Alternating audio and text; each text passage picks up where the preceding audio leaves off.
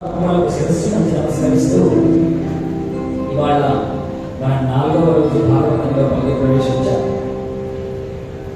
పరమాత్మ అనుగ్రహం మన అందరి మీద దివ్యముగా ప్రసరించి నిన్నటి వరకు త్రికరణ శుద్ధులమై ఇవాళ 4 వేదముల సారమంతా మనకు మిగిలేటట్టుగా 4వ రోజులోకి మనమంతా ప్రవేశించాం. అంటే పరమాత్మ ఇవాళ మన మనస్సులో పూర్తి జ్ఞాన భండారమును నింపబోతూ ఉన్నాడు. 4 వేదసారమును నింపబోతున్నాడు. అంటే ఈ సంసారం అన్న మాయ నుంచి మనకు దూరం చేసేటువంటి ప్రయత్నం పరమాత్మ చేస్తూ ఉన్నాడు. ప్రయత్నం పరమాత్మ చేయవలసిన పని లేదు, మనము ప్రయత్నం చేయాలి. ఆ ప్రయత్నానికి పరమాత్మ బలాన్ని ఇచ్చేటువంటి వాడుగా ఉంటాడు. అలా నిన్నటి రోజున మనం అద్భుతంగా నారసింహ అవతారము, ప్రహ్లాద చరిత్రము ఇవన్నీ చెప్పుకున్నాం. ఎంతో తపన పడి ఓ మహాభక్తుడు అద్భుతంగా నిన్న నారసింహస్వామి ఆ అవతారాన్ని కళ్ళకు కట్టినట్టుగా మన ముందు ఇక్కడ ప్రదర్శన చేశారు. దాన్ని ఇక్కడ ప్రదర్శింపజేయాలని మా రత్నం స్వామి, నారమణ వీళ్ళందరూ కూడా ఎంత తపన పడ్డారు అంటే, ఎవరైతే ఆ ధారణ చేసేటువంటి వ్యక్తి ఉన్నాడో ఆయన ఏదైనా భగవత్ సంబంధమైన వేషం వేయాలి అంటే ఖచ్చితంగా స్నానము చేయండి మేలు. ఆయన నియమం అది. స్నానం చేసి ఇక్కడికి వద్దామంటే నిన్న వర్షం చూస్తూ ఉంటే నారసింహస్వామి జరణం రాబోతోంది. వీళ్ళకి టెన్షన్ నిజంగా భగవంతుడికి పుట్టింది. అయినా భగవద్ అనుగ్రహం పరిపూర్ణంగా ఉంది కాబట్టి సరి అయినటువంటి సమయానికి వచ్చి ఆయన ఇక్కడ మనందరికీ ఆ దృశ్య రూపకాన్ని చూపించగలిగాడు. పరమాత్మ ఆ దృశ్య రూపకం చూపించినటువంటి ఆ భక్తుల్ని కూడా సదా సర్వకాలకు రక్షించాలని, కాపాడాలని ఈ భాగవత వేదిక నుండి ఆయనను ఆశీర్వదిస్తూ, వాస్తవంగా మీరందరూ నారసింహుడిని అలా దృశ్యరూపకంగా చూశారు. కానీ అంతకంటే ముందే మీ మనసులో నారసింహస్వామి వచ్చేస్తున్నాడన్న ఒక తపన మీ మనసులోనే ఆయన పిక్చర్ ఎప్పుడో ముద్రించబడ్డాయి.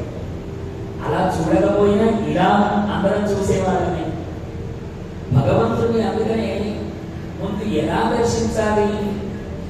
ఈ మాంస నేత్రాలకు పరమాత్మ మనకు కనిపించాలి కాబట్టి ఓ బొమ్మ రూపంలో స్వామిని చూస్తూ ఉన్నాం.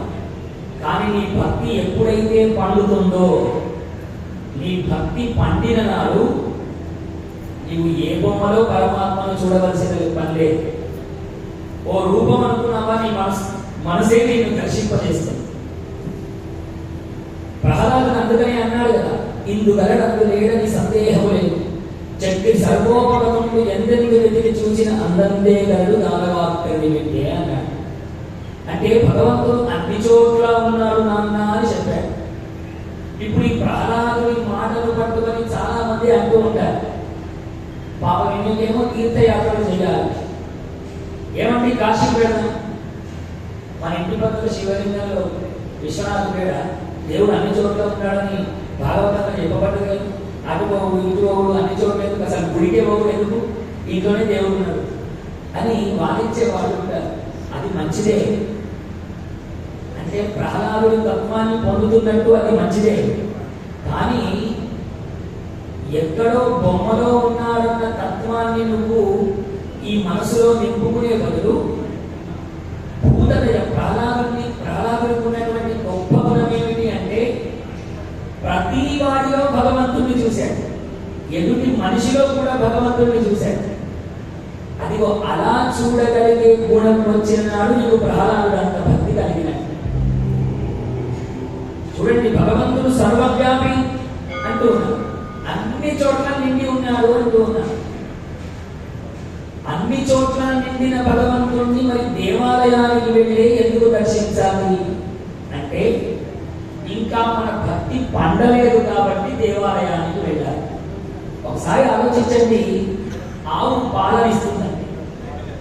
ఆవు పాలనిస్తుందండి, మెడ దగ్గర పితికితే పాలు వస్తాయా? పొదుగు దగ్గర పెట్టితేనే పాలు వస్తాయి. ఆలయం అంటే పొదుగు వంటిది, అక్కడికి వెళ్తేనే భగవద్ అనుగ్రహం. మన ఇప్పుడు అందరి చేతులలో సెల్ ఫోన్లు అయిపోయినాయి. ఈ సెల్ ఫోన్ ఇలా పట్టుకొని ఛార్జింగ్ తక్కువ ఉంది, అమ్మ సెల్ ఫోన్ ఛార్జింగ్ అయిపో అంటే అయిపోతుందా? దాన్ని ఎక్కడైతే పవర్ పాయింట్ ఉంటుందో అక్కడికి తీసుకువెళ్ళాలి. మరి తీసుకువెళ్తే ఛార్జింగ్ అయిపోతుందా? నీ చేతుల్లో నీవు దానికి పవర్ కనెక్ట్ చేయాలి, అప్పుడే అది ఛార్జింగ్ అవుతుంది. పవర్ పాయింటే దేవాలయం. దేవాలయానికి మరి వెళితే సరిపోతుందా? భగవంతుడికి నీకు మధ్యలో కనెక్షన్ కావాలి. ఆ కనెక్షన్ ఎవరు పెట్టాలి? సెల్ ఫోన్ కు నువ్వు పెట్టినట్టే నీకు నువ్వు భగవంతుడితో ఒక కనెక్షన్ ఏర్పరచుకోవాలి, అప్పుడే భగవద్ అనుగ్రహం లభిస్తుంది. ఇంకా అతి తెలియగలిగినటువంటి ఇంకో భక్తుడు ఉన్నాడు. భగవంతుడు సర్వవ్యాపి, అన్ని చోట్ల నిండి ఉన్నాడు కదా, అందుకని భగవంతుడిని దర్శించుకోవాల్సిన పని లేదు అన్నాడు. చూడండి, ఆలోచన చేయండి. మీరు ఒక కారులో బండి మీదనో వెళుతూ ఉన్నారు, అనుకోకుండా టైర్ పంచర్ అయిపోగానే ఈ లోకంలో నిజంగా భగవంతుడు సర్వ ప్రాణుల యందు ఉన్నాడన్న మాటను నమ్మినా నమ్మకపోయినా గాలి అన్ని చోట్ల ఉన్నదన్న మాటనైతే అందరూ నమ్ముతారు. ఎందుకంటే నువ్వు బ్రతుకుతున్నావే గాలితో. ఇప్పుడు నీ టైర్ పంచర్ అయిపోయింది, మరి నీ పంచర్ ఎక్కడైపోయిందో అక్కడ కూడా గాలి ఉన్నది కదా. అమ్మ గాలి, నువ్వు వచ్చిన టైర్లో నిండవమ్మా, అమ్మ గాలి నిండవమ్మా అంటే టైర్ నిండుతుందా? ఎక్కడైతే పంచర్ స్టేషన్ ఉంటుందో అక్కడికి వెళ్ళి నువ్వు గాలి నింపుకోవాలి, అదే దేవాలయం.